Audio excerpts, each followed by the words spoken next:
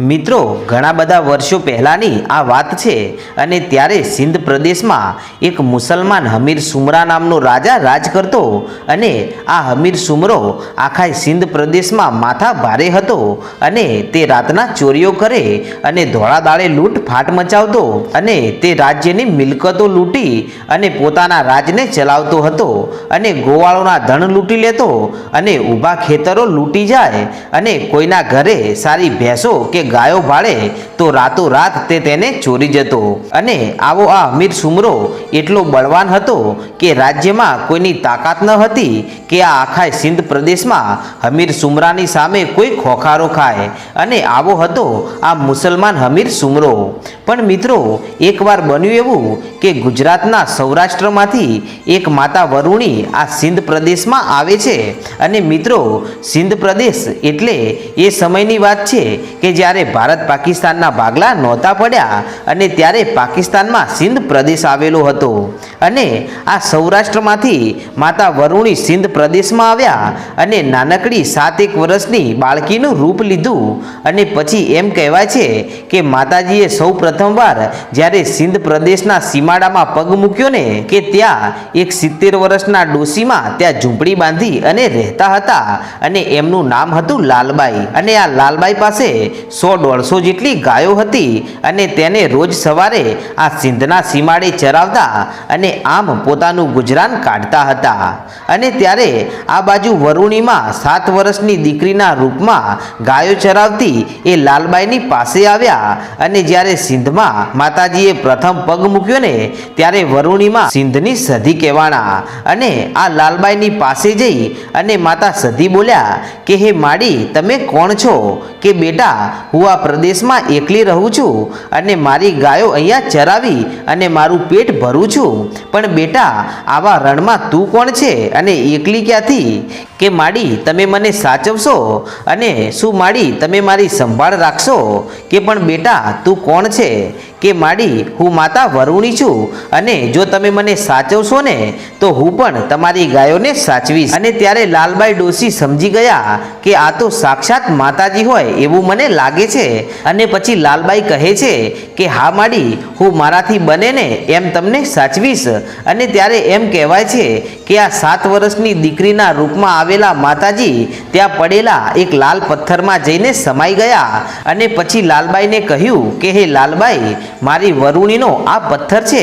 અને આ પથ્થરે આવી અને રોજ મને સાંજ સવાર ધૂપ દીવા કરજે હું આ પથ્થરમાં બેસી જાઉં છું અને જા લાલબાઈ સિંધમાં આજથી જો તારી સદી થઈ અને ઊભી રહી જાઉં છું અને જો વન વગડે તારી ગાયોને આમ રખડતી મૂક પણ જો એકેને કડવો કાંટો જો વાગવા દઉં ને એ તો હું તારી સિંધની સદી ના કહેવાઉં બાપ અને આમ માતાજીએ આ લાલ પથ્થરમાં વિસામો કર્યો અને લાલબાઈ ડોશી આ પથ્થરે આવી અને માતાજીની ભાવે ભક્તિ કરવા લાગી અને દીવા ધૂપ કરી અને પછી જ લાલબાઈ તેમની 150 જેટલી ગાયોના ધણને લઈ અને રોજ પાછા વગડે ચરાવવા લાગે છે અને આમ કરતા કરતા એક દિવસની વાત છે અને બન્યું એવું કે હમીર સુમરાના માણસો ઘોડા લઈ અને લૂંટફાટ માટે નીકળેલા અને તેમણે આ લાલબાઈના ગાયોના ધણને જોયું અને જોતાની સાથે તો ઘોડા પાછા હંકારી મૂક્યા અને મહેલ તરફ ગયા અને મહેલમાં જઈ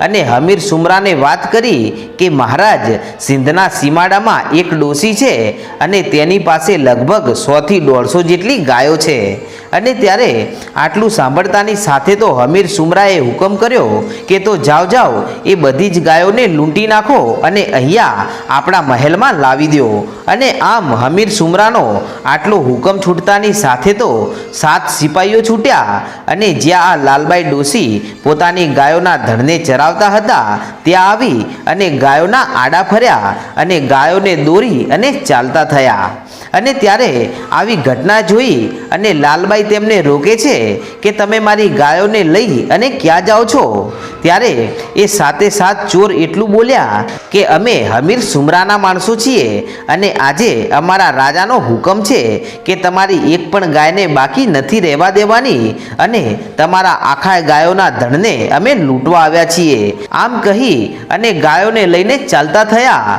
અને આમ આ લાલબાઈએ જ્યારે હમીર સુમરા સુમરાનું નામ સાંભળ્યું ને એટલે તેઓ સમજી ગયા કે આવા માથાભારે માણસ સામે કોઈનું કાંઈ નહીં ચાલે, પણ આજે લાય મારી સધીને જોઈ લઉં કે એ મારી વારે આવે છે કે નહીં. અને આટલું કહી અને લાલબાઈ ડોસી ત્યાંથી એ લાલ પથ્થરે આવ્યા અને પથ્થરે માતાજીનો દીવો કરી અને કહ્યું કે હે માતા વરુણી, આજે આ હમીર સુમરાના માણસો મારી ગાયોના ધણને લૂંટી અને ચાલ્યા છે, અને માડી આજે તું આમ ચૂપચાપ બેસી રહેશે માં, અને તું મને એમ કહેતી હતી કે હું કાઠિયાવાડની માતા છું અને સિંધ પ્રદેશમાં આવી છું અને મને સાચવશો તો હું પણ તમારી ગાયોને સાચવીશ. અને આવું કહી અને માડી આજે તું ક્યાં સંતાઈ ગઈ? અને જો માડી તું આજે સધી નામ રાખી અને આજે અહીંયા બેઠી હોય ને તો આજે તારો પાવર દેખાડ, નહીતર આજથી હું એમ માનીશ કે મેં અહીંયા દેવ નહીં પણ કોઈક પથ્થર પૂજ્યો હતો. અને આમ જ્યારે લાલબાઈએ આટલો બોલ કર્યો ને ત્યાં તો એ પથ્થરમાં મારી સધીથી રહેવાયું નહીં અને માતા સધી પ્રગટ થયા અને આ 7 વર્ષની દીકરી થઈ અને સામે આવી અને હાથમાં લીધી છે લાકડી. અને પછી તો ત્યાંથી મારી સધી માતા નીકળી અને આજે હમીર સુમરાના 7 સિપાહીઓ જે ગાયોના ધણને લૂંટી અને જતા હતા અને સામે જઈ અને ઊભા રહી ગયા, ત્યારે આ 7 વર્ષની દીકરીને આમ વચ્ચે આડી આવતી જોઈ અને 7 માણસો ઊભા રહી ગયા અને કહે છે કે આમ અમારો માર્ગ કેમ રોક્યો છે અને આમ આડી આવીને કેમ ઊભી રહી ગઈ છે? તને ખબર નથી કે આ હમીર સુમરાના માણસો છે? ત્યારે એ સધી બોલી કે તમે ગમે તે હોય પણ આ ગાયોના ધણની રક્ષા કરવાની જવાબદારી આ લાલબાઈએ મને સાંપેલી છે, તો તમે આજે જીવતા રહેવા માગતા હોય તો હજી એક વખત ચેતવું છું કે ચાલ્યા જાઓ અને આ ગાયોના ધણને અહીંયા મૂકી દો. પણ આ 7 વર્ષની દીકરીનું આટલું કહેતાની સાથે તો આ 7 જણા એકબીજાને હાથ તાળી આપી અને હસવા લાગ્યા કે તું અમને રોકીશ અને તારામાં એટલી હિંમત હોય ને તો કર અમારો સામનો.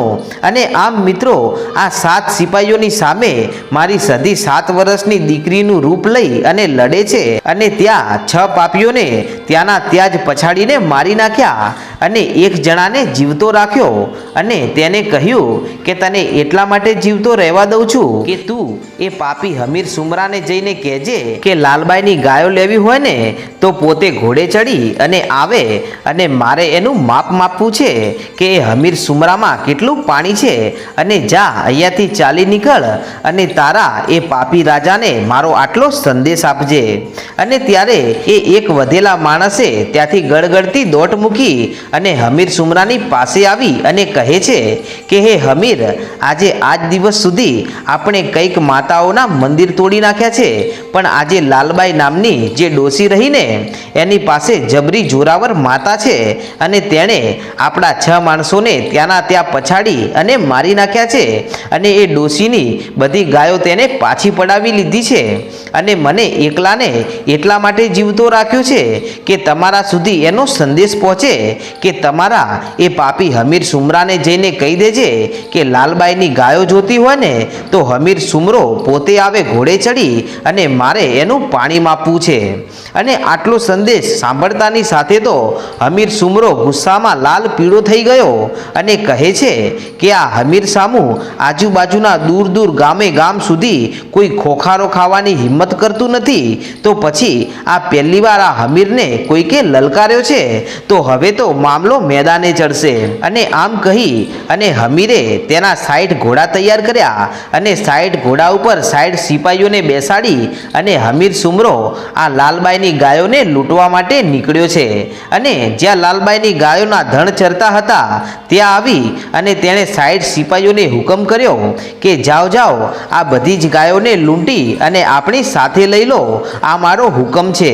અને હું પણ આજે જોઈ લઉં છું કે આજે આ હમીરને આ લાલબાઈની ગાયોને લૂંટતા કોણ રોકવા આવે છે.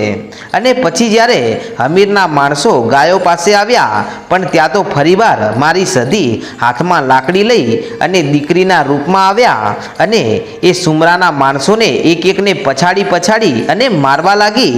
અને જ્યારે આમ કરતાં કરતાં માતાજીને ગુસ્સો આવી ગયો ને એટલે માતાજી સધીની આંખોમાંથી આગના ગોળા છૂટવા લાગ્યા અને આમ કરતા કરતા સાઈડ સિપાહીઓને ધૂળ ભેગા કરી નાખ્યા અને પછી માતાજી જેવી આ હમીર સુમરાની ઉપર તલવાર ઉપાડીને ત્યાં તો માતાજીના આંખોમાંથી આગના ગોળા છૂટતા હતા તે જોયા ને ત્યારે હમીર સુમરાનો અહંકાર તૂટી ગયો અને પોતે જે માથા ભારે પોતાને માનતો હતો એવો વહેમ આજે તેનો મટી ગયો છે અને મનમાં વિચાર કરે છે કે આ તો કોઈક સાક્ષાત દેવી છે અને આની સામે લડવાની મેં મોટી ભૂલ કરી છે અને આટલું કહી અને હમીર લાકડી પડે ને એમ માતાજીના પગમાં પડી ગયો અને કહે છે કે હે માડી આજે પાઘડી ઉતારી અને તારા પગમાં પડું છું કે મને માફ કરજે માડી, મારી ભૂલ થઈ ગઈ છે, હવે આવી ભૂલ હું ક્યારેય નહીં કરું. અને ત્યારે માતાજી સધીનો ક્રોધ શાંત પડે છે અને પછી તે ટાણે બે હાથ જોડીને હમીર પૂછે છે કે માડી હું જાણી શકું કે તમે કોણ છો? અને ત્યારે માતાજી સધી એટલું બોલ્યા કે હું સૌરાષ્ટ્રની ધરતીમાંથી આવેલી એક માતા વરુણી છું અને સિંધમાં આવ્યા પછી હું સધી નામે ઓળખાણી છું અને આ લાલ પથ્થર જે પડ્યો ને એમાં મેં મારું આસન વાળ્યું છે. પણ ત્યારે હમીર કહે છે કે માડી તું આ લાલ પથ્થરમાં ના બેસ, પણ માડી તું મારી સાથે ચાલ અને મારા મહેલમાં હું તારા અમર બેસણા કરીશ અને ત્યાં તને ઊંચું આસન આપીશ અને હું અને મારી કકુ અને મારો આખો પરિવાર તને પૂજીશું.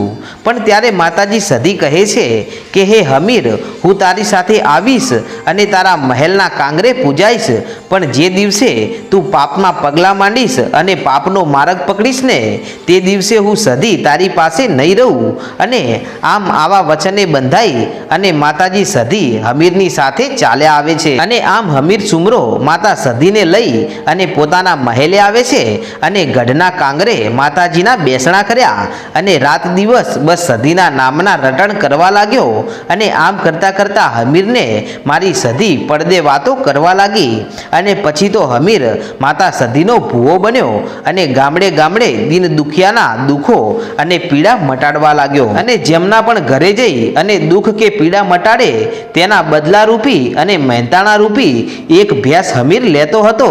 અને આમ કરતા કરતા આજે હમીરના ઘરે માતાજી સધીની કૃપાથી 150 જેટલી ભેંસો થઈ ગઈ છે અને આ ભેંસોની રખેવાળી મારી સધી માતા પોતે કરે છે. અને ત્યાર પછી હમીર સુમરો સુધરી જાય છે અને પછી તો હમીર અને તેની પત્ની કકુ બંને સધીમાની ભાવે ભક્તિ કરવા લાગ્યા અને સધીમાએ હમીરને વચન આપ્યું હતું કે આ લૂંટફાટ અને અધર્મના માર્ગ ઉપર જે દિવસે તું ચાલશે ને એ દિવસે હું તારી સાથે નહીં રહું. અને આવી શરત રાખી અને હમીરના મહેલમાં માતાજી સધી આવે છે અને હવે તો હમીર માતાજીનો ભૂવો બન્યો છે અને દિન દુખિયાના દુઃખ અને પીડાઓ મટાડવા એક ગામથી બીજા ગામ જવા લાગ્યો છે અને જેના પણ ઘરે દુઃખ મટાડે તો એના મહેનતાણા રૂપી હમીર એક ભેંસ લેતો. અને આમ કરતા કરતા આજે 250 જેટલી ભેંસો હમીર અને કકુને થઈ ગઈ છે. અને હમીર પહેલાં તો લૂંટારો હતો પણ હવે તો નિરાતે મહેલમાં સૂઈ રહે છે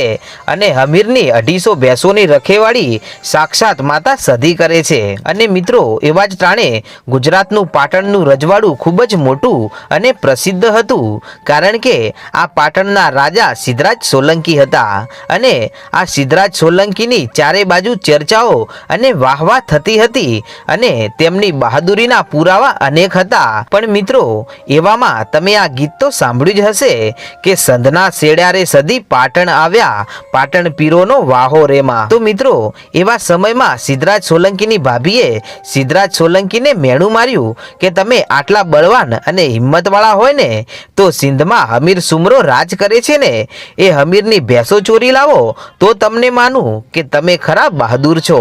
અને મિત્રો ત્યારે આ સિદ્ધરાજ સોલંકીથી આ મેણું સહન થયું નહીં કેમ કે એક સાચા સુરવીરથી આવું મેણું ક્યારેય સહન ન થાય.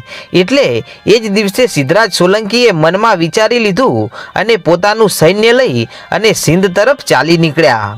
અને ચાલતા ચાલતા રસ્તામાં સિદ્ધરાજ સોલંકીને તેમના એક પરમ એવા મિત્ર મળે છે અને તેમને સિદ્ધરાજ સોલંકી આ બધી વાત કરે છે કે મારે સિંધ પ્રદેશમાં જવું છે અને સુમરાની ભેંસો લૂંટવી છે. ત્યારે તેઓ કહે છે કે હે સિદ્ધરાજ સોલંકી તમે ગમે એટલી કોશિશ કરશો ને તો પણ સિંધના ત્યાં એ હમીર સુમરાની ભેંસો તમે નહીં લૂંટી શકો, કેમ કે ત્યાં તો સુમરાની ભેંસોની રખેવાળી અને આખા હિન્દ મલકની રખેવાળી સાક્ષાત જગદંબા માતા સધી કરે છે. અને આ સુમરો એક મુસલમાન છે, પણ તેઓ અને તેની પત્ની કકુ બંને માતાજીની ખૂબ જ પૂજા ભક્તિ કરે છે અને માતા સધી પણ તેમને વેણે વાતો કરે છે અને હવે તો તેઓ માતાજીના ભુવા બની ગયા છે.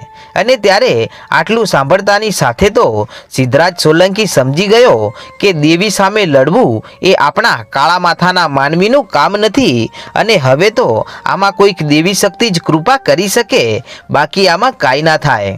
અને આમ વિચારી અને સિદ્ધરાજ સોલંકી ફરતો ફરતો વઢિયાળ પંથકમાં આવે છે અને વઢિયાળના વરાણા ગામે આ શ્રી ખોડિયાર માતાજીનો મઢ આવેલો છે. અને આમ ફરતો ફરતો સિદ્ધરાજ સોલંકી વઢિયાળ પંથકમાં આવે છે અને આ વઢિયાળના વરાણા ગામે આ શ્રી ખોડિયાર માનું મંદિર આવેલું છે. અને આ ખોડિયાર માના મઢે જઈ અને આરાધના કરવા લાગ્યો કે હે માં ખોડિયાર, આજે તારા શરણે આવ્યો, સાંભળજે તું સાદ અમારો, કરજે માં વેલેરી વારો, નહીં તો નહીં રહે મારો જીવવાનો વારો. અને આમ કહી અને સિદ્ધરાજ સોલંકી કહે છે કે હે માં ભગવતી ખોડિયાર, હવે તારા સિવાય કોઈ આરો નથી અને હવે તો તારે તોય તું અને મારે તોય તું. અને હે માં, આજે એક મેળાના ખાતર મારે સિંધમાં હમીર સુમરાની ભેંસો લૂંટવા જવું છે અને હે માં, મને મોતનો જરાય ડર નથી અને આ રણભૂમિમાં મોત આવી જાય ને એ તો ક્ષત્રિયોનું સ્વર્ગ સમાન છે, પણ માડી એ સિંધ મલકની રખેવાળી તો જગદંબા માતા સાક્ષાત સધી કરે છે. અને આ વાત જાણતો હોવા છતાં પણ માં, જો હું આ જગદંબા સામે જો મારું સૈન્ય લઈને યુદ્ધ કરું ને માં, તો માડી મારે તો બંને બાજુ કૂવો અને ખાઈ સમાન છે. હું જાઉં તો હવે જઉં ક્યાં? હે માં ખોડલ, આજે ખમકારો કરી અને મને કાંઈક માર્ગ બતાડ, નહીતર પાટણનો રાજા સિદ્ધરાજ સોલંકી તેના સૈન્ય સાથે અહીંયા તારા મંદિરે આત્મ બલિદાન આપી દેશે માં. અને હે માડી, આજે જો હું અને મારા સૈનિકો તારા શરણે જો અહીંયા બલિદાન આપીશું ને તો માડી તને પણ કાળું કલંક લાગશે. અને આટલું કહી અને સિદ્ધરાજ સોલંકીએ તલવાર ઉપાડી અને જય માં ખોડિયાર આટલું કહી અને પોતાનું માથું ઉતારવા ગયો ને ત્યાં તો ખમકારો કરી અને મારી આઈ ખોડિયાર હાજર થયા અને બોલ્યા કે ખમા ખમા બાપ સિદ્ધરાજ સોલંકી, ધીરજ રાખ અને આજે પૂરી શ્રદ્ધા અને વિશ્વાસથી મારા શરણે જો આવેલો હોય ને એને હું ખોડિયાર આમ કમોતે કોઈ દિવસ મરવા ના દઉં, નહીતર દુનિયામાં મારું નામ લાજે. અને હે સિદ્ધરાજ, તું અહીંયા બેસ અને મારા નામના જાપ કર અને હું હાલ જ સિંધ મલકમાં જાઉં છું અને એ હમીર સુમરાની ભેંસો લઈ અને પાછી આવું છું. પણ હે સિદ્ધરાજ, ભેંસો તો લાવું, પણ મારી એક શરત રહેશે. કે બોલો માડી? કે એ ભેંસો હું 3 દિવસ પૂરતી લાવીશ અને ત્રીજો દિવસ થાય ને ત્યારે તારે એ ભેંસો પાછી આપી દેવી પડશે. ત્યારે માતાજીની વાત સિદ્ધરાજે કબૂલ કરી કે ભલે માડી, મને મંજૂર છે. અને આટલી વાત કરી અને ખોડિયારમાં ત્યાંથી સિંધ મલકમાં આવ્યા અને એક વૃદ્ધ ચારણનું રૂપ લીધું અને હમીરની ભેંસો જ્યાં ચરતી હતી ત્યાં પહોંચે છે.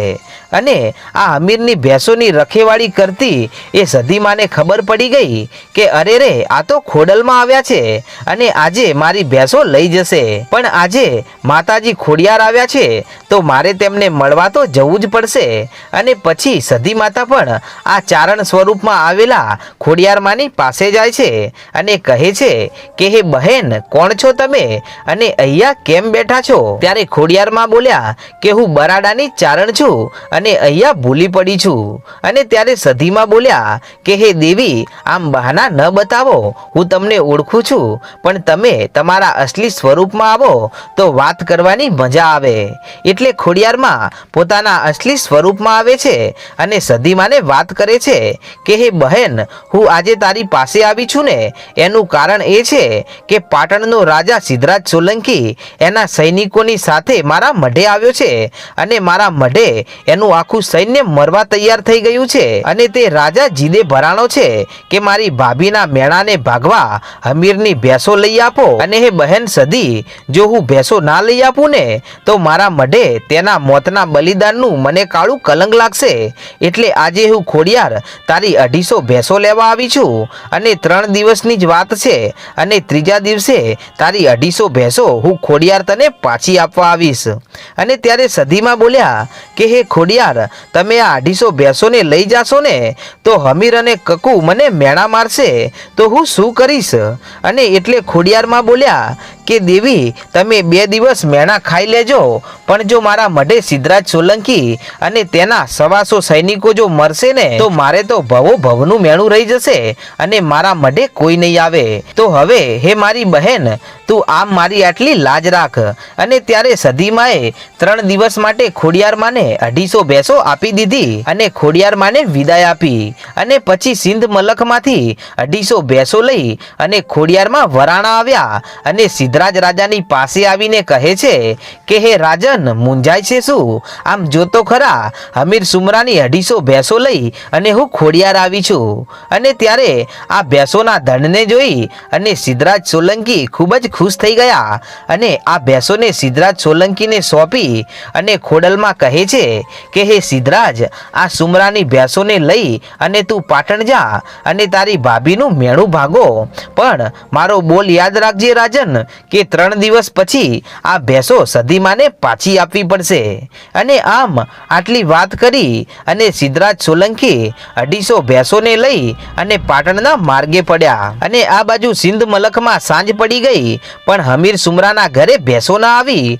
એટલે હમીર અને કકુ આંખોના નેજવા કરી અને જુએ છે, અને આમ કરતા કરતા રાત પડી ગઈ, પણ એકે ભેંસ આજે ઘરે આવી નહીં. એટલે હમીર અને કકુ સધીમાના મઢે આવ્યા અને માતાજીનો પાટ માંડ્યો, પણ માતાજી પાટે આવતા નથી. એટલે હમીર અને કકુ માતાજીને મેણા મારવા લાગ્યા કે હે માં સધી, તારા સિંધ મલકમાં ચોરી થઈ અને તું ક્યાં મરી ગઈ છે કે પછી આજે આંખે આંધળી બની ગઈ છો? પણ તો પણ સધીમાએ કોઈ જવાબ આપ્યો નહીં. એટલે કકુ બોલ્યા કે હમીર, આપણે આ સધીમાને પૂજીને એના કરતાં તો કોઈ કૂતરી પૂજી હોત ને તો સારું હતું કે ચોરને ભેંસો ચોરી જતા જોઈ અને ભસોત તો ખરા, અને ભસીને આપણને જાણતો કરોત અને આપણા ઘરની રખેવાળી પણ કરોત.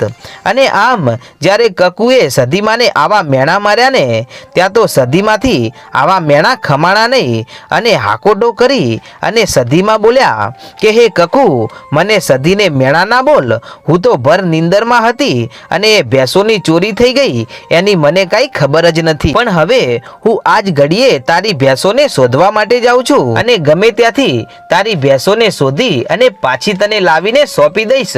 અને આમ કહી અને સધીમાં ભેંસો લેવા વઢિયારના માર્ગે પડ્યા. અને હમીર અને કકુનું મેણું સાંભળી અને સધીમાં વઢિયારના વરાણાના ખોડિયારમાંના મંદિરે આવ્યા અને ખોડિયારમાંને ટહુકો કરતા કહ્યું કે હે બહેન ખોડિયાર, આજે હું સધી મારી ભેંસો લેવા માટે પાટણના રજવાડામાં જાઉં છું. ત્યારે સધીમાનો અવાજ સાંભળી અને ખોડિયારમાં આવી અને હાજર થાય છે કે હું પણ તારી સાથે આવું છું. અને ત્યારે સધીમાં કહે છે કે ના ના, હું એકલી પહોંચી વળીશ. અને આમ ખોડિયારમાંની રજા લઈ અને આટલું કહી અને માં સધી વરાણાથી નીકળ્યા અને પાટણના રજવાડાનો માર્ગ લીધો. અને બરાબર રાતના 12ના ટકોરે સધીમાં પાટણના દરવાજે ઉતર્યા. પણ ત્યારે મિત્રો, સિદ્ધરાજ રાજા પણ કાંઈ જેવો તેવો રાજા ન હતો. તેને પણ ખબર હતી કે સંધના વાજાની સધી એની ભેંસો લેવા તો જરૂર આવશે. એટલે સિદ્ધરાજ સોલંકીએ પાટણના દરવાજા ઉપર પીરોની પીરાઈ ગોઠવી દીધી અને ત્યાં પીરો પહેરો ભરવા લાગ્યા, કેમ કે સધીમાં પાટણના દરવાજે આવે તો રજવાડામાં આવી ના શકે એ માટે. અને જ્યારે રાતના 12 વાગ્યે સધીમાં પાટણ આવ્યા અને પાટણના દરવાજે ઉતર્યા ને ત્યારે તેમને પીરોએ રોક્યા અને કહ્યું કે હે બહેન, તમે ક્યાં જાઓ છો? અને આ દરવાજા ઉપર અમારી અમારી ચોકી છે અને પાટણની અંદર અમે તમને નહીં જવા દઈએ.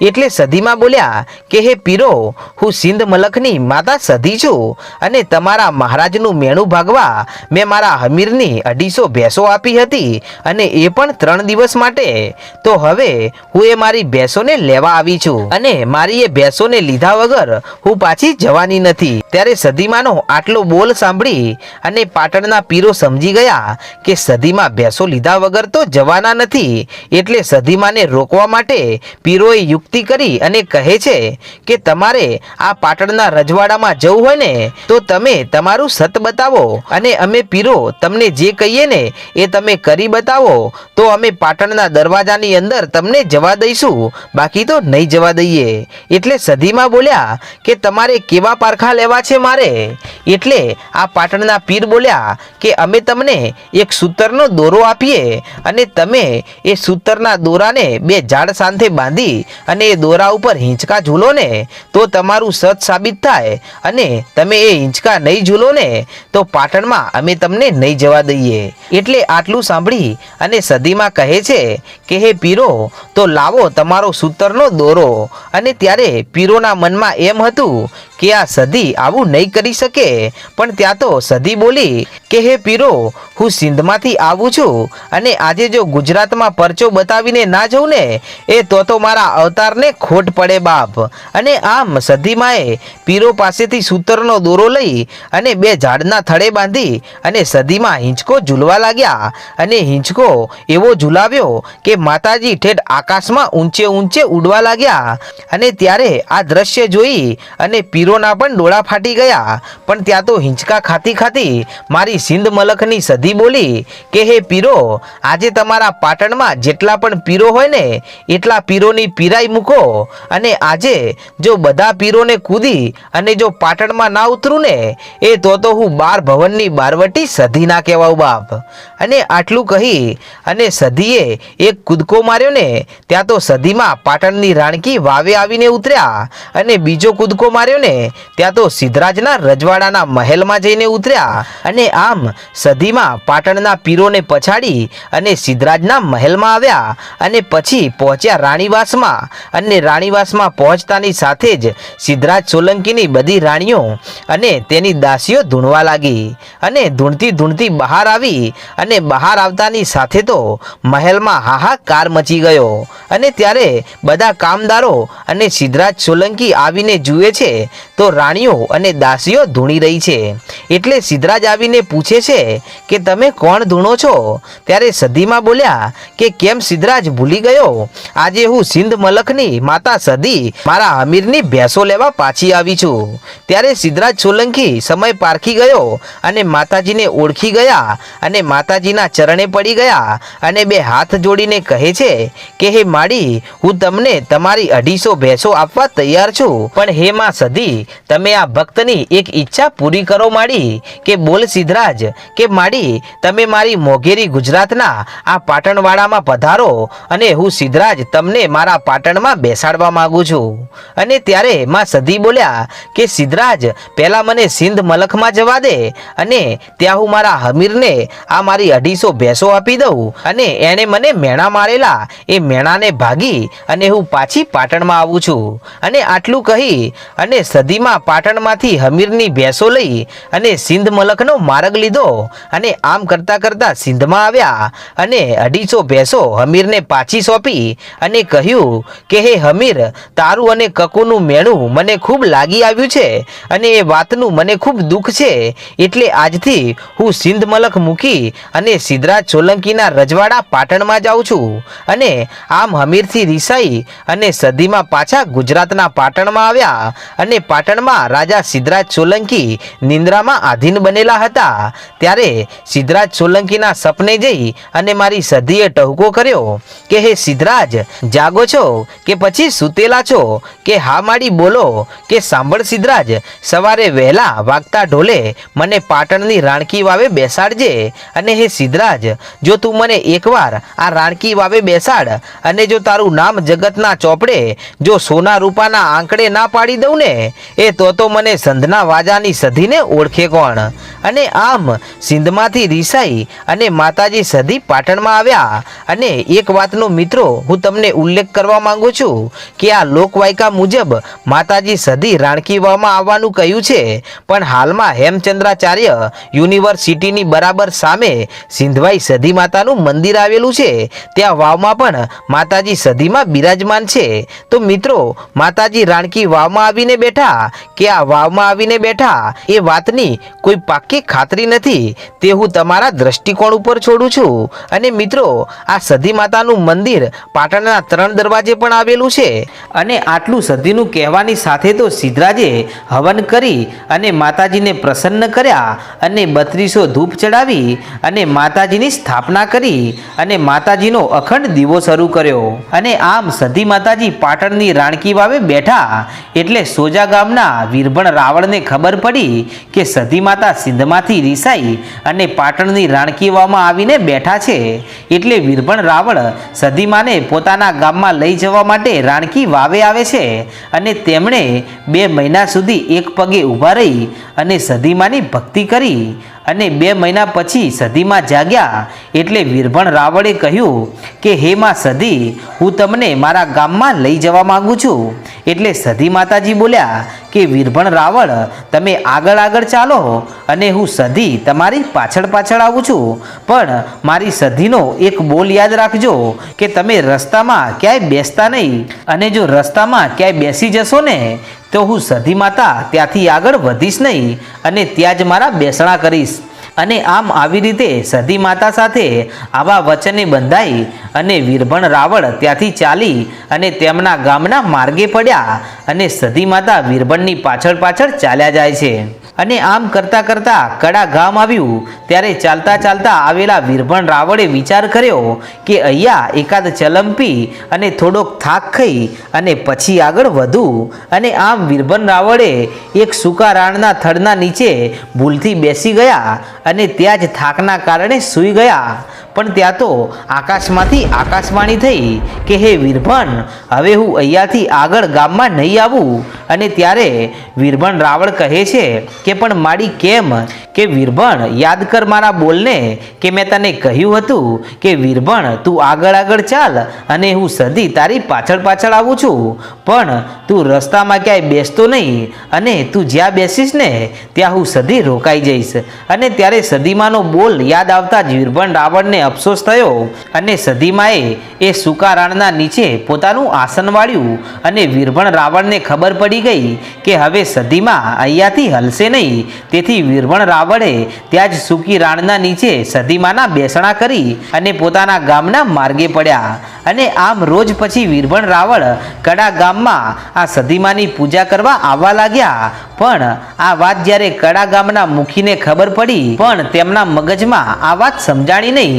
તેથી આ મુખી આ વીરભણ રાવળ જ્યાં સધીમાની ભક્તિ કરતા હતા ત્યાં આવે છે અને આવીને કહે છે કે હે રાવળદેવ, તમે આમ રોજ અમારા ગામમાં આવી અને આ સૂકી રાણના થડે કોને પૂજો છો? અને ત્યારે વીરભણ રાવળે મુખીને બધી વાત કરી કે અહીંયા સિંધની સધી બિરાજમાન છે અને મારી ભૂલના કારણે તેઓ અહીંયા બેસણા કરી લીધા છે. અને ત્યારે મુખી બાપા કહે છે કે રાવળદેવ, તમે જો સાચું કહેતા હોય તો મારી વાત સાંભળો. અને આજે મને 50 વર્ષ થયા છે અને આજે 50 વર્ષના વાણાવાઈ ગયા તો પણ હું સંતાન સુખ માટે તડપી રહ્યો છું. તો હે રાવળદેવ, જો તમારી પાછળ પાછળ જો પાટણથી અહીં કડા ગામ સુધી આ સધી આવી હોય ને તો સધી માતાજીને કહો કે મને એક દીકરો આપે. અને આમ મુખી બાપાની આટલી અરજી સાંભળતાની સાથે તો ત્યાં વીરભણ રાવળને મારી સિંધની સધી 16 કળાએ ધૂણવા ઉતરી અને કહ્યું કે હે મુખી, આજથી માંડી અને 9 મહિના અને 13મા દિવસે તારી પત્નીને જો દૂધના ફેણ જેવો દીકરો આપું ને તો એમ માનજે કે હું આજની વેળાએ એક વીરભણ રાવળની સધી બોલી હતી બા. અને ત્યારે સધીમાની આ વાત સાંભળી અને મુખી બોલ્યા કે હે સધીમાં, જો તું માડી મને આજે 50 વર્ષે એક મુખીના ઘરે જો દીકરો આપવા બેઠી જ હોય ને તો એનો કંઈક પુરાવો કે કંઈક ધીજ જરૂર આપતી જજે માડી. અને ત્યારે વીરભણ રાવણના ખોળીએ મારી સધી હાકોટો કરીને બોલી કે હે મુખી, તને હું સધી દીકરો તો આપું પણ મેં સધીએ જ આપ્યો છે એવું પ્રમાણ આપું છું કે આ જે વર્ષો જૂના જે રાણનું ઠૂઠું રહ્યું ને, જો આવતીકાલે આ સૂકા ઠૂઠામાં 3 લીલા કૂંપળા ફૂટે તો એમ માનજે મુખી કે હું વીરભણ રાવણની એક માતા સધી બોલી હતી. અને આમ મિત્રો, સધીમાનો બોલ મિથ્યા કેમ જાય? અને બીજા દિવસે જ્યારે વહેલી સવારે વીરભણ રાવણ અને મુખી આવીને જુએ છે તો એ સૂકા રાણના ઠૂંઠામાં 3 કૂંપળો ફૂટેલી જોઈ અને પછી તો મુખી બાપાને પણ સધીમા ઉપર પૂરેપૂરો વિશ્વાસ બંધાઈ ગયો.